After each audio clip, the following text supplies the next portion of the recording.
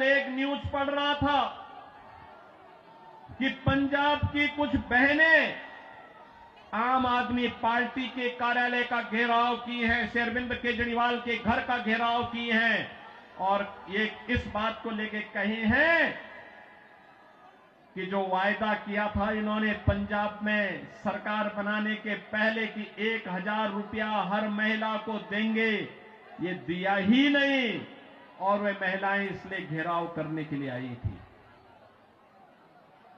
इन्होंने यहां पे दिल्ली में भी घोषणा की कि मुल्ला और मौलवी को यहां पर पहले से ही ये लोग वेतन देते थे। आज दिल्ली की आर्थिक स्थिति इतनी बदहाल कर चुके हैं कि उनको भी कई महीनों का नहीं मिला और जब वहां से हो हल्ला शुरू हुआ तो इन्होंने उसको डाइल्यूट करने के लिए कहा कि हम पुजारियों को भी देंगे। बहन और भाइयों, मैं पूछना चाहता हूं अरविंद केजरीवाल जी से और उनकी पूरी टीम से, क्या किसी मंदिर के सुंदरीकरण की कार्य योजना को उन्होंने कभी आगे बढ़ाया? कभी बढ़ाया? मॉडल देखना हो तो आइए काशी में काशी विश्वनाथ धाम को देखिए। मॉडल देखना हो अयोध्या में श्री राम जन्मभूमि पर भगवान राम के भव्य मंदिर के मॉडल को देखो। मॉडल देखना हो तो प्रयागराज में आइए। प्रयागराज में महाकुंभ के आयोजन स्थल को देखो। आस्था का सम्मान ऐसे होता है। 1000 से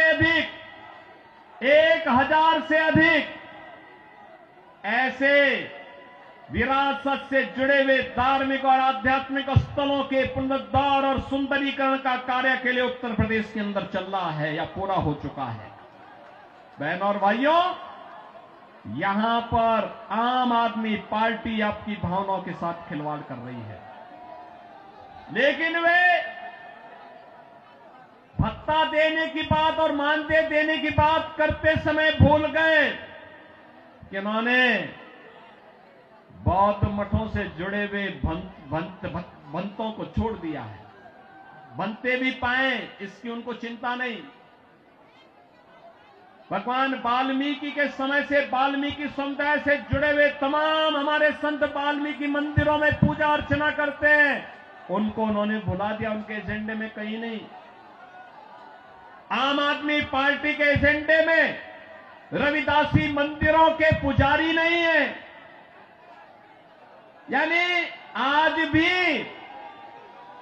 इनकी तुष्टीकरण की जो पॉलिसी चली आ रही है, बांटो और राज करो की पॉलिसी चली आ रही है, वह अभी भी मानदेय और सरकारी पैसे से उस मानदेय या भत्ता देने में भी उसमें ये लोग परहेज नहीं कर पा रहे हैं। दिल्ली में आम आदमी पार्टी की सरकार का पाप का भुक्तभोगी हमारी पावन मथुरा वृंदावन के श्रद्धालुओं को और संतों को भी उठाना पड़ता है।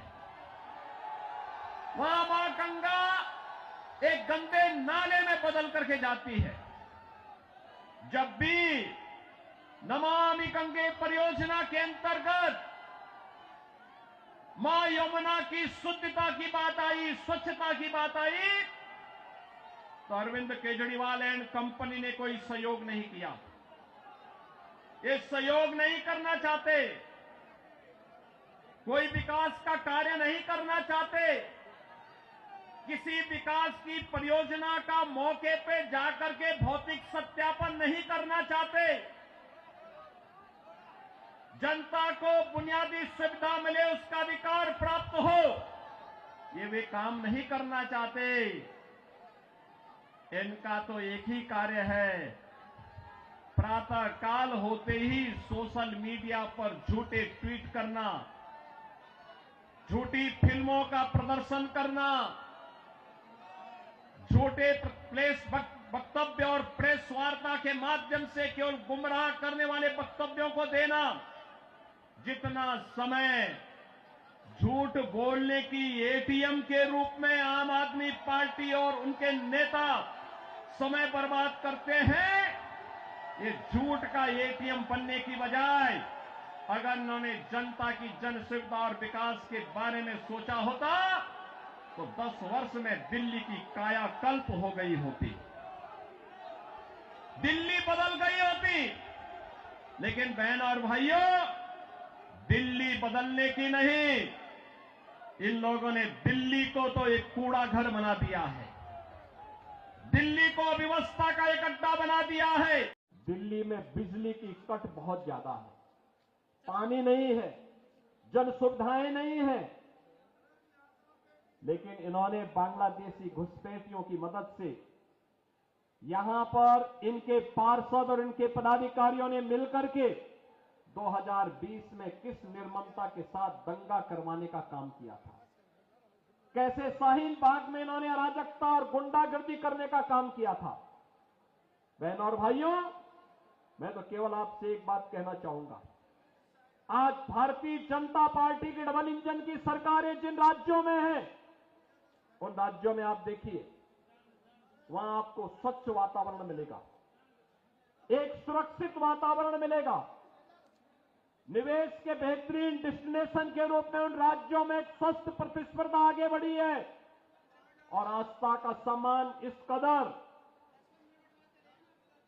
विरासत का सम्मान कैसे होना चाहिए, अगर उसके कुछ उदाहरण देखने हो तो काशी में आइए, काशी विश्वनाथ धाम आपको देखने को मिलेगा।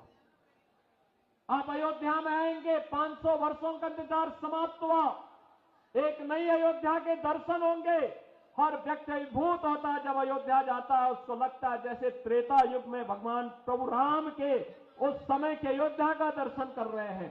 ये सरकार जो आम आदमी पार्टी की पिछले 10 वर्षों से दिल्ली की जनता के साथ यहां पर धूर्ततापूर्ण व्यवहार कर रही है, इस सरकार ने, अरविंद केजरीवाल एंड कंपनी ने अपने गुरु सरदेव अन्ना हजारे को भी बेवकूफ बनाया था, उनको धोखा दिया। अन्ना हजारे को धोखा देने के बाद इस सरकार ने जो बातें कही थी जन लोकपाल लाने की,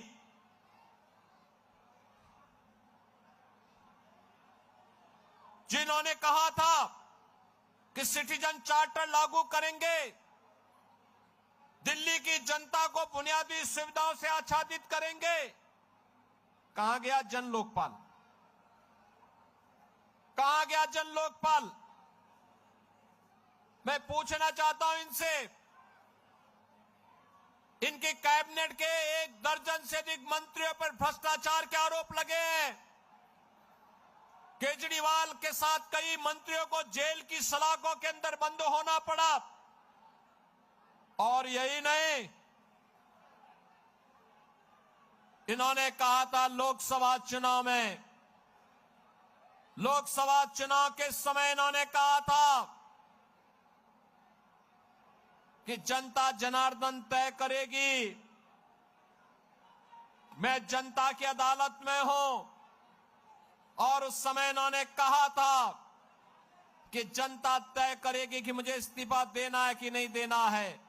बहन और भाइयों, लोकसभा चुनाव में दिल्ली की सातों सीटें मोदी जी के कमल चुनाव चिन्ह पर देकर के दिल्ली की जनता ने अपना फैसला सुना दिया। लेकिन बहन और भाइयों, न तो यह केजरीवाल एंड कंपनी, न तो जनता जनार्दन से किए हुए वादे पर अक्सरशः सही उतर पा रही है और नहीं बुनियादी सुविधाओं को देने में ये सफल रही है, बल्कि दिल्ली के अंदर अराजकता को बढ़ावा देने का काम इन्होंने किया है।